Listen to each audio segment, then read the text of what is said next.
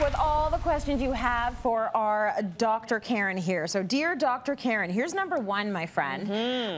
This person is looking for strategies for living with and supporting a grown child who's living at home and conducting a job search.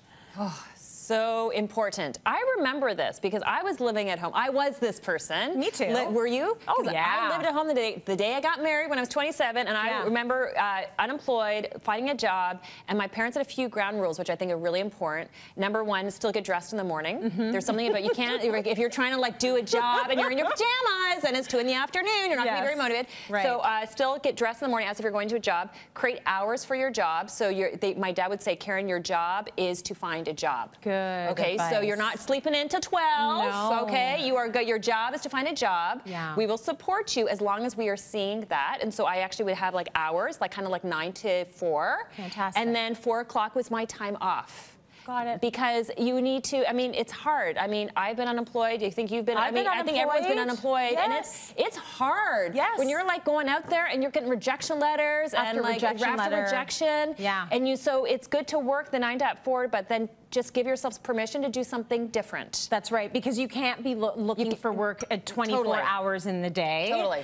So you do have to get out of it, but you do need to look for work. You need to look for work. All the ways that you can look for work, whether it's friends, references, going out, go to the mall, go wherever you need to go to find that job, but make sure you are out there looking for work. I think it's great advice. And also, in stats, it's actually interesting, the amount of young people that are not working, it's actually, it's hard. It's really, but there's a lot of people that are not working because parents, what are we doing, parents? What are we doing, parents? Parents, what are we doing? We're giving them money? Paying them. Do not, okay, forgot to mention that tip. Do not give them money. Right. Okay? It's like, oh, why is Johnny not motivated? Because you're giving Johnny money. No, don't give Johnny money. Well, no offense to Johnny, but you know, it's always Johnny when we give the example. So, right. But yeah, so you want to make sure you're not giving money because it will completely unmotivate. Yeah, my parents didn't fall into that trap. Yeah.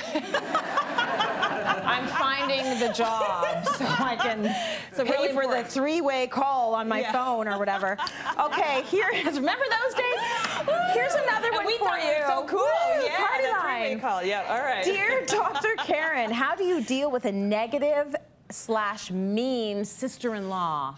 Oh, I know. Whose question was that from our audience? Whose question? These are all anonymous. Okay, yes. all right. So, so this is a hard one. Yes. Boy, that was funny. The reaction you guys just kind of gave. That's a serious struggle. That is a serious struggle. You know, this one's a hard one. Yeah. I'll tell you one of my best favorite strategies is go out with them one-on-one.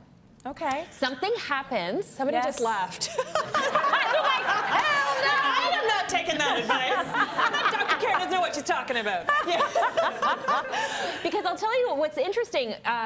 Group dynamics are different than one-on-one. Right? So when you're in a family dynamic and you've got all these people, all of a sudden, have you not noticed that some people act differently when they're in a group? They do. Then all of a sudden you get together with them one-on-one. You're like, wow, I actually kind of like this person a little bit more. And so it takes away. And she's like, no, that's not my case. I know what you're thinking. I can read your body language. All right. So it's really important. It's really important that we get away from the group dynamic, which can be like tricky and a lot of emotional kind of trigger points. Yeah. Go one-on-one and try to get to know who they are, okay? And just try to develop some kind of a relationship. This is not going to be besties, right? And she's laughing again. You know, not some kind of besties, but some kind of a relationship, so that at least it's a neutral territory. I agree. And you know what? As grown-ups, we have to walk into. We have to sometimes be the person that steps towards the line before the other person does. Yes. So I've had to do that from a professional capacity, and man, it is hard. Like, I don't like confrontation, and so I try to be the one that will step forward so that we can come up with some kind of common ground. Yes. But it's tough, and it takes a lot of emotional maturity, but I agree it can make the big difference. And even just the neutral. one-on-one. You were going for better. Neutral, for sure. We're going for better, not perfect, but better.